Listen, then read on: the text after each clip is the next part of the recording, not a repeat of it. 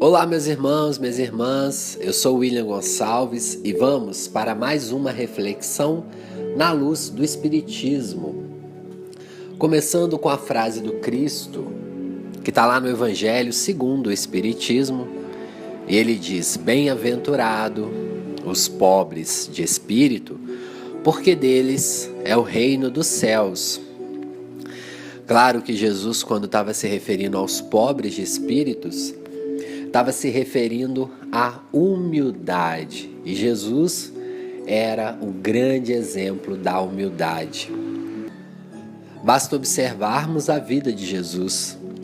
Ele, o nosso governador planetário, dirige, coordena o nosso planeta muito antes de nós estarmos aqui.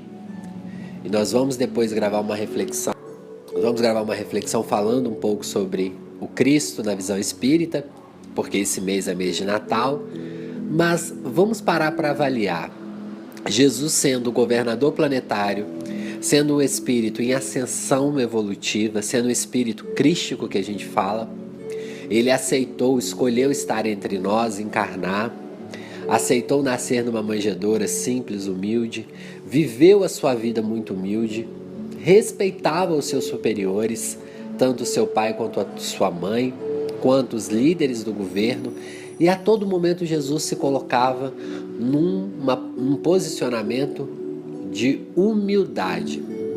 É claro que Jesus por vezes não concordava com algo do governo ou com algo da sua mãe e do seu pai, mas ele respeitosamente falava que não concordava, expunha sua opinião, mas não de maneira agressiva.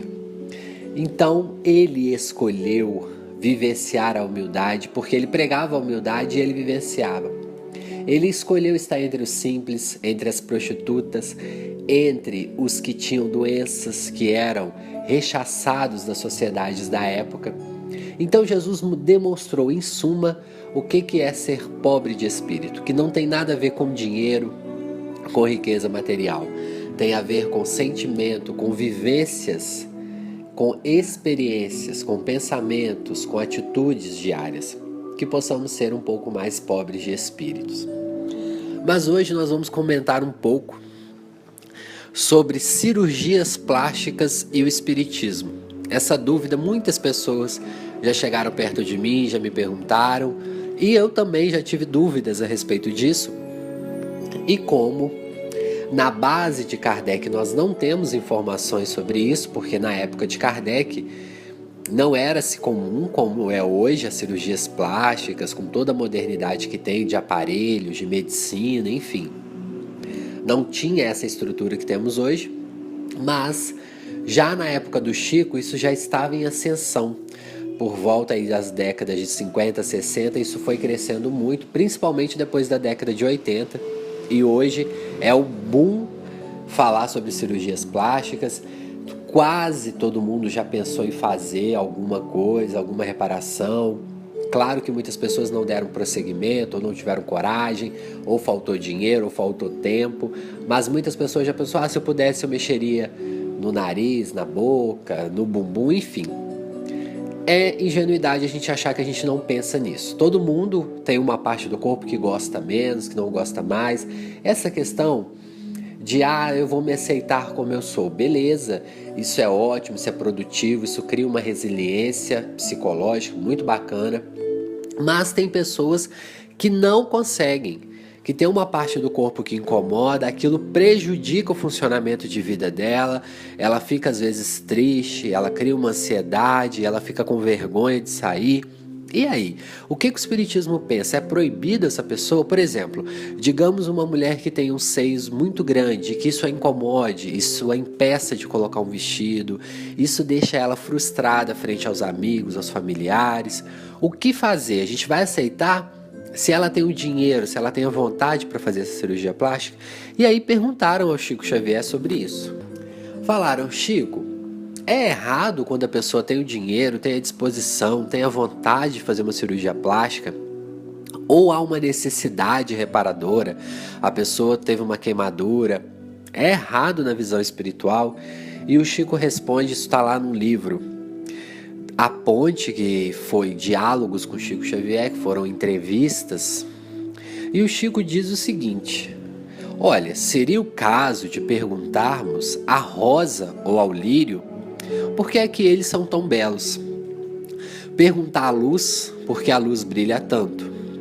Se a providência divina nos concedeu a plástica regeneradora, naturalmente será para que venhamos a valorizar cada vez mais o veículo físico pelo qual nos externamos na Terra. A plástica regeneradora com orientação médica é um fator a grandes estímulos psicológicos para que a alegria de viver não feneça em nossos corações e para que possamos trabalhar com mais interesse, com mais estímulo no rendimento de nossa vida para o bem de todos. A plástica regeneradora é muito legítima, tanto quanto a geriatria e a gerontologia que chegaram no mundo pelas mãos da ciência, para que depois dos 40 também saibamos facear o período de madureza com a saúde que possamos desfrutar. Porque nós não devemos ambicionar o suicídio prematuro através da inércia ou do descaso pela nossa apresentação pessoal. O que Chico está dizendo aí? Bom, primeiro ponto, se Deus autorizou que existisse a cirurgia plástica no planeta Terra, é porque algo de benéfico ela tem. Pois então, não há nada de errado se você está com uma parte do corpo que você não gosta, que te impede de ser feliz, que te impede de caminhar. O Espiritismo não proíbe nada, gente. Nós temos que ter bom senso. Paulo já dizia, né?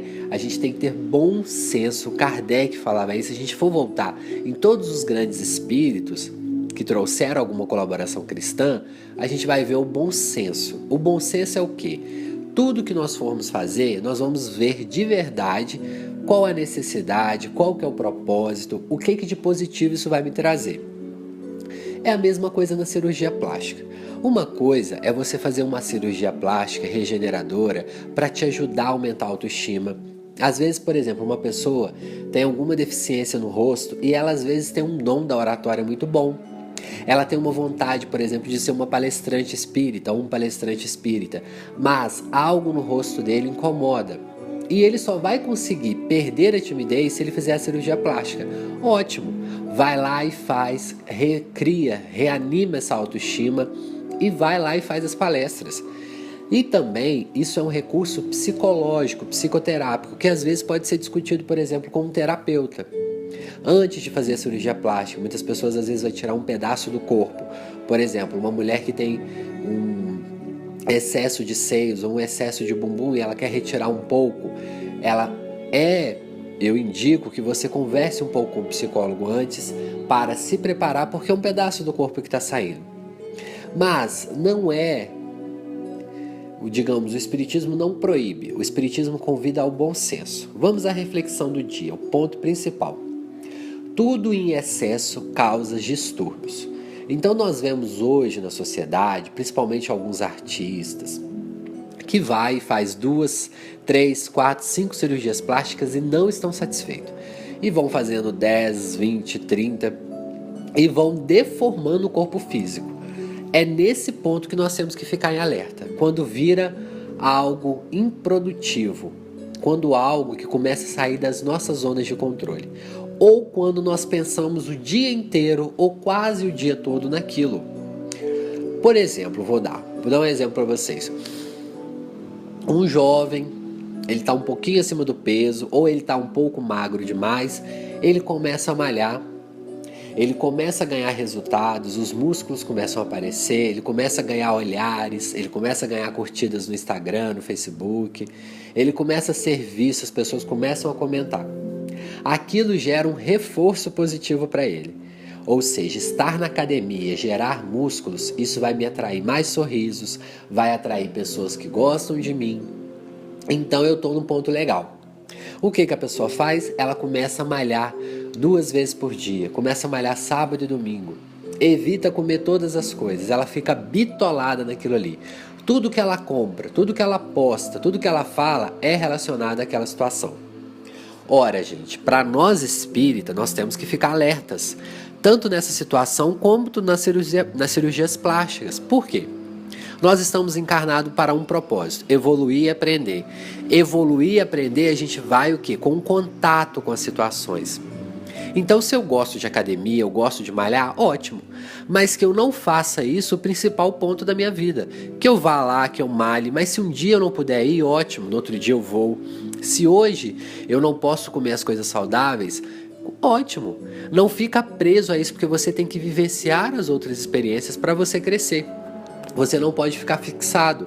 Então nada errado em fazer uma cirurgia plástica, nada errado em malhar, em ficar mais bonito e cuidar do cabelo. O problema é quando a gente vive só para isso. Não tem pessoas que às vezes vivem só da beleza? Todo dia tá no salão de beleza, todo dia tá fazendo algo, algum retoque. Então é nesse ponto que nós temos que ficar alerta. Com a repetição, porque a repetição causa o desgaste. E não é só o desgaste físico, mas também o desgaste emocional, um desgaste psíquico, um desgaste mesmo emocional, que nós já falamos, mas também fisiológico, por que não? Uma pessoa, por exemplo, que malha o dia inteiro pode ter desgaste nos músculos, nos ossos, porque a gente sabe que precisa do descanso, quem malha sabe muito bem disso. Então não é errado, é errado quando a gente vivencia só para aquilo. Então se você tem vontade de fazer uma cirurgia plástica para melhorar a sua autoestima, beleza, se você tem dinheiro, se você tem como fazer, vai e faça. Agora, gente, um alerta também sempre bem-vindo, né? Procure um profissional bacana, que tenha experiência, que tenha formação adequada, para que não haja também erros, porque aí a gente também está enveredando para caminhos intempestuosos. Então, sempre procurar, fazer os exames antes, procurar um psicólogo antes. Esses acompanhamentos diminuem depois os efeitos colaterais. Então não é simplesmente ir lá, deitar numa mesa e fazer algo, fazer uma cirurgia plástica. Agora eu falando como profissional da psicologia. Pegue tudo antes e ponha numa lista. Olha, eu preciso resolver isso, aquilo, eu preciso resolver o que eu vou fazer depois.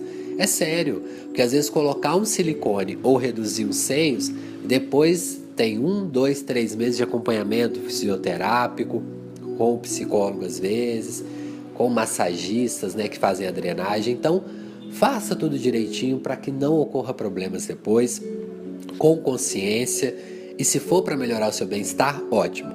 Só não fica a cada mês mexendo em algo do seu corpo. Mexa quando tiver com vontade, mas com consciência. Beleza, gente? Vou terminando por aqui. Se você ouviu a reflexão até aqui, eu convido você a se inscrever no canal Na Luz do Espiritismo. Se você não encontrar o canal por esse nome, digita William Gonçalves Espírita ou William Gonçalves Espiritismo.